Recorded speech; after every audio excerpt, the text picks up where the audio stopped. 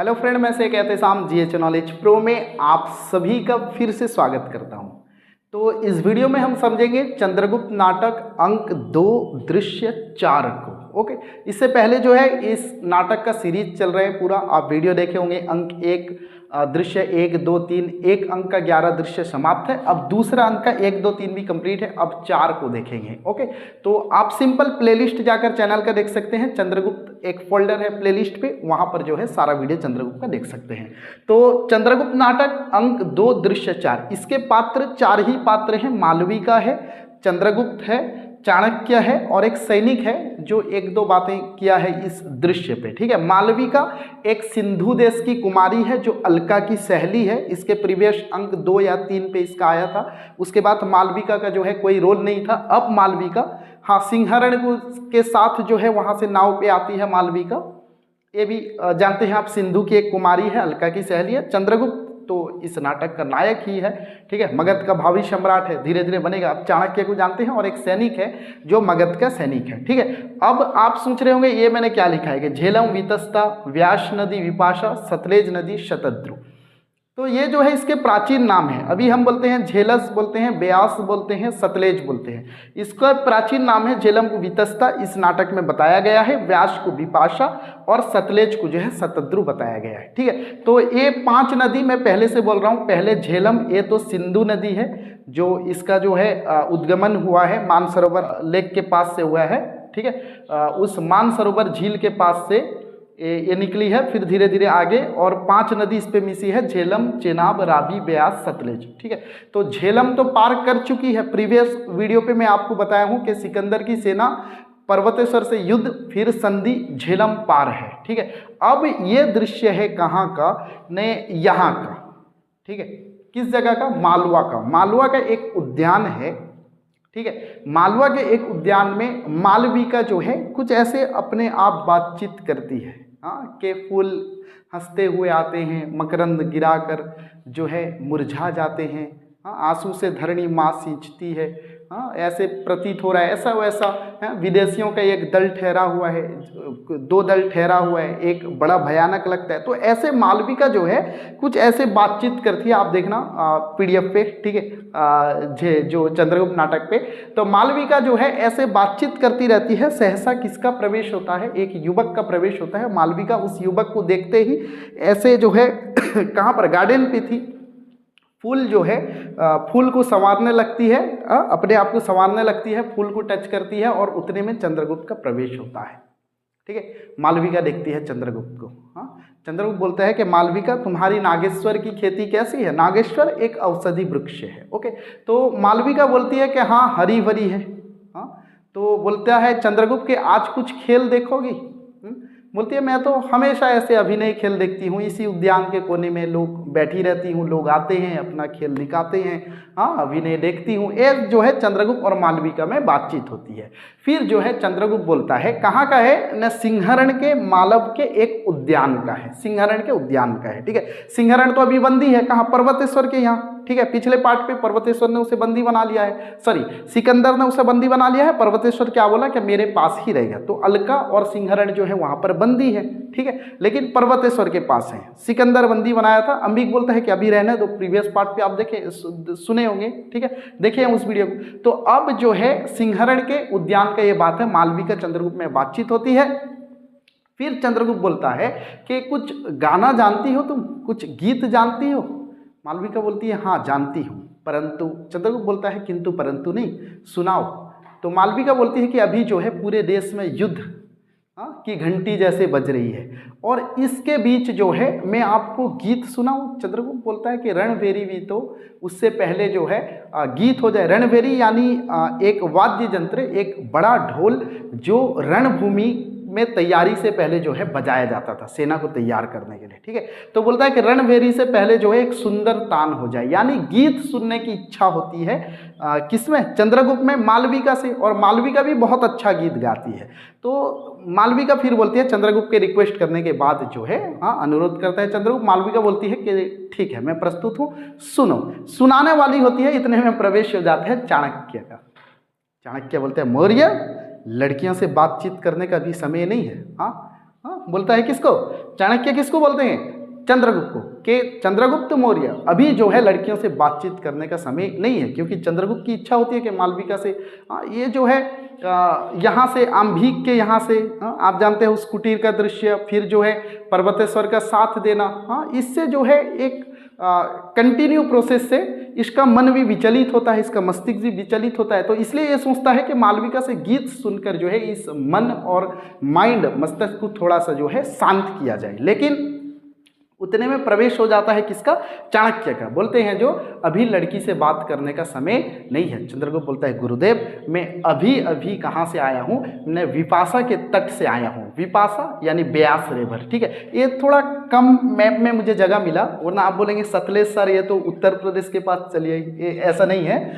ये है झेलम, चेनाब, रावी, ब्यास, सतलेज, थोड़ा ऊपर के हिस्से में बहती है। पंजाब, ठीक है, एक छोटा सा क्षेत्र है जो पूर्वी पंजाब और पश्चिमी पंजाब पाकिस्तान पे है, तो वो 5 नदी जो है उसी वहीं पर बहती है। तो मैप पे जगह कम है तो हो गया। आप एक पर्टिकुलर मैप देखिए, ओके, साइड पे पर्टिकुलर मैप देखिए, ठीक है। ऊपर झेलम, सबसे ऊपर जो है सिंधु है, ये 5 नदी नीचे जो है जाकर मिलती है, झेलम, चेनाब, रावी, ब्यास, सतलेज, ठीक है। इस मैप को माइंड पे रखिए क्योंकि यहाँ पर जो है थोड़ा जगह शॉर्ट के कारण जो है ऐसा हुआ है, ओके, स्पेस नहीं मिला यहाँ पर। चलिए, तो यहाँ पर जो है चंद्रगुप्त को बोलता है कौन? चाणक्य बोलते हैं कि अभी लड़कियों से बातचीत करने का समय नहीं है। तो चंद्रगुप्त बोलता है गुरुदेव मैं अभी विपाशा के तट से आया हूँ। विपाशा यानी ब्यास रिवर, जिसके उस तरफ कौन है? सिकंदर की सेना है, ठीक है। झेलम पार कर चुकी है और चेनाब, रावी भी पार कर चुकी है। अब ब्यास है जो विपाशा है, फिर सतलेज है यानी जिसे शतद्रु कहा गया है। तो चाणक्य बोलते हैं कि क्या देखा? ने वहाँ पर जो है मैं उनके शिविर में घूम कर आया हूँ इंद्रजाली के वेश में। इंद्रजाली जो अपने इंद्र से जादू दिखाता हो। चंद्रगुप्त देखिए पहले संपेरा बना था, अब इंद्रजाली बन गया है, ठीक है। पहचान नहीं पाते हैं यवन सैनिक इसके जो है चंद्रगुप्त के इतने रूप को। तो इंद्रजाली बनकर एक जादू खेल दिखाने वाला बनकर चला गया था उनके शिविर पे, और इसने बताया कि मैं मगध का इंद्रजाली हूँ। किसे? यवन सैनिकों को। तो यवन सैनिकों को जिस समय चंद्रगुप्त बताया कि मैं यवन का जो है मगध का इंद्रजाली हूँ, तो उन्होंने यवन सैनिकों ने चंद्रगुप्त से मगध की सेना के बारे में पूछा। वही चीज़ बता रहे हैं चंद्रगुप्त किसे? चाणक्य से। जिस समय चाणक्य बोलते हैं कि अभी लड़कियों से बातचीत करने का समय नहीं है, तो चंद्रगुप्त जो है नमस्ते करता है और उसके बाद बोलता है कि गुरुदेव मैं अभी जो है विपाशा के तट से आया हूँ। चाणक्य बोलते हैं क्या देखा? न मगध का इंद्रजाली समझकर मुझे जो है यवन सैनिकों ने नंद के सेना के विषय में पूछा। नंद कौन है? पहले में जो है पहला पार्ट पे नंद का रोल था। यहाँ का अभी का सम्राट है, जिसकी बेटी कल्याणी पर्वतेश्वर के यहाँ आई है, ठीक है। कल्याणी जो है, इस पे कल्याणी का कोई रोल नहीं है, पर बात आई है इस पे कल्याणी की, इस नाटक के इस दृश्य में भी।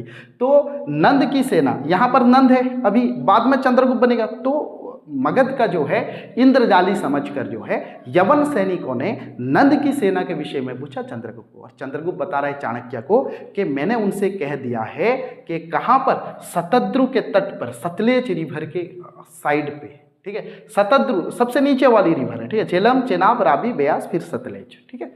और बोलता है कि शतद्रु के तट पर जो है लाखों मगध सैनिक तुम लोगों की प्रतीक्षा कर रहे हैं, और पर्वतेश्वर की सेना से भी काफी दुर्धर्ष सैनिक हैं, ठीक है। लाखों सैनिक तुम्हारी प्रतीक्षा कर रहे हैं कि आए तो फाइट किया जाए। तो इतना सुनने के बाद कि नंद के पास लाखों सैनिक है, लाखों सैनिक नंद के पास है, इतना सुनने से ही यवन और पार्शिक सम्मिलित वाहिनी के अंदर जो है एक विद्रोह पैदा हो गया है। सेना शिथिल पड़ चुकी है, इच्छा नहीं है आगे आने की।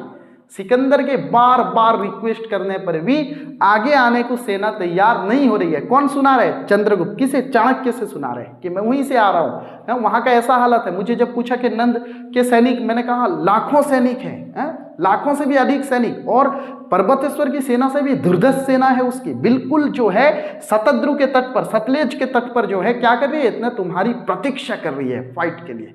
तो उनमें एक प्रकार विद्रोह हो गए यवन और पार्शिक सैनिकों में। देखिए कितना, देखिए खेल खेल रहे थे। तो यवन और पार्शिक सैनिकों में क्या होता है? विद्रोह होता है। फिर चाणक्य और चंद्रगुप्त में बातचीत होती है। चाणक्य बोलते हैं कि आज जो है, फिर उसके बाद बोलते हैं कि क्षुद्रकों का क्या समाचार है। आप पढ़े होंगे, आप क्षुद्रकों ठीक है। तो वहां पर क्षुद्रकों का क्या समाचार है, क्या समझे थे आप लोग? तो क्षुद्रकों का समाचार मतलब ये यहाँ पर जो मालव का क्षेत्र है, यहाँ पर मालव और क्षुद्रक दो ऐसे समुदाय थे जिसके बीच में जो है पड़ता नहीं था। उनको एकत्रित करने का जो है काम चाणक्य कर रहे थे। पहले जो है इधर ये होम वार होगा तो सामने से जो दुश्मन वार करेगा उसे कौन फाइट करेगा, तो यहाँ पर जो है क्षुद्रक और मालव को मिलाने का काम चाणक्य कर रहे थे। तो चंद्रगुप्त बोलता है कि हाँ, मुझे आमंत्रित हुआ है कि मैं क्षुद्रकों का सेनापति बनूं। फिर चाणक्य बोलते हैं आज जो है स्कंदवार में मालव और क्षुद्रकों का युद्ध परिषद, ठीक है, इनके बीच पे कुछ ऐसे था, ठीक है,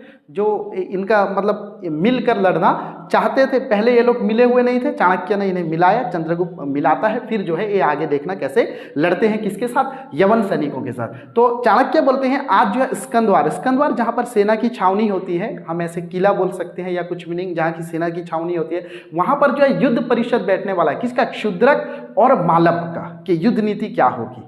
तो हमें जो है बड़े सचेत होकर कार्य करना चाहिए। तो चंद्रगुप्त बोलता है जी गुरुदेव मैं आता हूँ। इतना बोलने के बाद जो है चाणक्य प्रस्थान कर जाते हैं, चाणक्य वहाँ से चले जाते हैं। आज इनकी जो है बैठक है और इसमें जो है चंद्रगुप्त को क्या करना है, क्षुद्रकों का सेनापति बनना है, ठीक है, आमंत्रित किया गया है और इनको पहले जो है मिलाना है, क्षुद्रक और मालव को जो है पहले मिलाना है। ओके, तो पहले ये चीज करना होगा, फिर जो है वहाँ से चाणक्य का प्रस्थान हो जाता है। तो मालविका बोलती है कि हाँ मगध किसे, चंद्रगुप्त से बोलती है, वो शायद उसे पता होगा कि चंद्रगुप्त मगध का है, सॉरी मालव का है, वो बोलती है मालव, चंद्रगुप्त एक्चुअली मगध का है। तो फिर जो है वहाँ पर जो है मालविका और किसमें, चंद्रगुप्त, इन दोनों में बातचीत होती है। बातचीत होने के बाद जो है चंद्रगुप्त बोलता है कल्याणी अब तक नहीं आई, क्योंकि कल्याणी और चंद्रगुप्त वहाँ से लौट चुके हैं। ये जो है मालव का सिंहरण वहाँ पर बंदी है। तो चंद्रगुप्त पूछता है कि कल्याणी नहीं आई, कल्याणी का कोई समाचार है। इतने में सहसा एक सैनिक का जो है प्रवेश होता है, ठीक है, मगध का एक सैनिक है, आकर जो है चंद्रगुप्त को जो है बोलता है कि प्रणाम सेनापति, राजकुमारी कल्याणी जी जो है पूछी हैं कि मगध सेना के लिए क्या आज्ञा है, कि मगध सेना इस सिचुएशन में जो है कहाँ रहे, क्या आज्ञा है, वो पूछता है। कौन, सैनिक पूछता है, किससे, सेनापति से, यानी चंद्रगुप्त, क्योंकि कल्याणी बोल दी थी कि चंद्रगुप्त अब मगध सेना जो है तुम्हारे हवाले है, तुम जैसे चाहे इसका जो है परिचालन करो, तो इसलिए सेनापति बन गया था कौन, चंद्रगुप्त। अब मगध के सेना के लिए क्या आज्ञा है, कल्याणी पूछने भेजी है सैनिक से, सैनिक आकर पूछता है चंद्रगुप्त को कि मगध की सेना के लिए क्या आज्ञा है। ओके, तो चंद्रगुप्त बोलता है कि मगध की सेना जो है विपाशा और शतद्रु के बीच जहां संकीर्ण भूभाग है वहीं पर ठहरी रहे और एक विराट प्रदर्शन होना चाहिए, इतना विराट प्रदर्शन हो कि सामने यवन और पार्शिक सम्मिलित वाहिनी जो है घबरा जाए, इतना विराट प्रदर्शन हो। तो क्या बोलता है कि विपाशा और शतद्रु के बीच एक संकीर्ण भूभाग, यानी इसी हिस्से पे, ठीक है, यहां ठहरी रहे, क्योंकि व्यास के उस तरफ जो है यवन सेना है और इस तरफ जो है व्यास के इस तरफ कौन रहना चाहिए, न मगध सेना रहनी चाहिए, और यहां जो है क्या है, सतलेज है। तो बोलता है व्यास यानी विपाशा और शतद्रु के बीच जो संकीर्ण भूभाग है वहां पर जो है मगध सेना रहना चाहिए और इतना विराट प्रदर्शन करे मगध सेना कि सामने वाली सेना यानी यवन सैनिकों के अंदर भय का एक वातावरण हो जाए, ठीक है। बोलता है, उसके बाद बोलता है कि विपाशा यानी व्यास रिवर के विपाशा पार करने के बाद सिकंदर की सेना के लिए मगध, मालवा, ये सब को जो है जय करना एक आसान सा बात हो जाएगी, आसान सी बात हो जाएगी। तो यहाँ पर जो है विराट प्रदर्शन किया जाए। तो सैनिक जाता है, फिर जो है उसके बाद सैनिक और एक बात पूछता है चंद्रगुप्त से कि आप कब तक लौटेंगे। राजकुमारी ने पूछा है कि आप कब तक आएंगे, कल्याणी ये पूछती है कि आप कब तक आएंगे। मैं बोल रहा था कल्याणी अंत में देखना आप पता चलेगा कि कल्याणी प्रेम करती रहती है किसे, चंद्रगुप्त को। तो बोलता है कि आप जो है कब तक आएंगे, राजकुमारी ने पूछा है आप कब तक आएंगे। तो चंद्रगुप्त बोलता है कि मैं एक सेनापति का बेटा हूं और रणभूमि यानी युद्ध लड़ना ही मेरी आजीविका है, मैं यहाँ रहकर भी मगध की भली भांति सेवा कर सकता हूँ। सैनिक जो है वापस लौटते हैं, चंद्रगुप्त फिर बुलाता है कि इधर सुनो। सैनिक जो है फिर रिटर्न आता है। उसके बाद जो है चंद्रगुप्त बोलता है सैनिक को कि मगध जाने की उत्कंठ इच्छा होने के बावजूद भी राजकुमारी को बोलना कि सेना को अपने साथ ना ले जाएं, क्योंकि सैनिक सुनाता है कि कल्याणी देवी की क्या इच्छा होती है कि राजकुमारी की यही इच्छा है, मालव में और ज़्यादा समय रहने की इच्छा नहीं है, इस क्षेत्र में ज़्यादा समय रहने की इच्छा नहीं है, वो चाहती है कि मगध जो है रिटर्न कर जाए। और चंद्रगुप्त यहाँ पर बोलता है कि मगध जाने की उनमें उत्कंठ इच्छा होने के बावजूद भी राजकुमारी से कहना कि वो जो है क्या करें, सेना को अपने साथ ना ले जाए। तो सैनिक बोलता है कि इसकी भी खबर फिर आपको देनी होगी। नहीं, कोई ज़रूरत नहीं, आप चाहिए, इतना राजकुमारी से सुना देना। सैनिक वहां से निकलता है। अब मालविका शॉक्ड हो जाती है कि युद्ध भयानक युद्ध होगा। बोलती है मगध का है, इसको समझ में आ जाता है मालविका को। मालविका और चंद्रगुप्त के बीच में बातचीत होती है। मालविका बोलती है कितना सुंदर चेहरा, इसे इंद्रजाली तो कभी क्या क्या बना रहे, वहां पर क्या बना था, सपेरा बना था चंद्रगुप्त, हाँ, इसे विकृत करने की क्या आवश्यकता है। उसके बाद जो है चंद्रगुप्त को मालविका बोलती है मेरे देश में ऐसी, आपके यहाँ तो युद्ध पिपाशा है, मेरे देश में युद्ध स्वर्ण बहुत है, फिर भी उसका उपयोग नहीं है, हाँ, न्यायपालिका कोई चीज ही नहीं है, मेरा देश ऐसा है। तो यहाँ पर चंद्रगुप्त बोलता है क्यों, तुम इस देश की नहीं हो। मालविका बोलती है नहीं, मैं सिंधु की एक कुमारी हूँ। बोलता है यहाँ कैसे आ गई, बोलता है यहाँ कैसे आ गई मालविका। वो समझ रहा था चंद्रगुप्त के ये जो है मालव की है, बोलती है सिंधु की एक कुमारी है। फिर चंद्रगुप्त बोलता है कि यहाँ कैसे आ गई, ने मुझे जो है विदेश देखने का शौक हुआ और मैं जो है अलका की सहेली हूँ। अलका ने मुझे स्नेह से अपने पास रखा और मैं घायल सिंहरण के साथ जो है अलका की आज्ञा से मैं यहाँ पर जो है मालव में आ गई हूँ।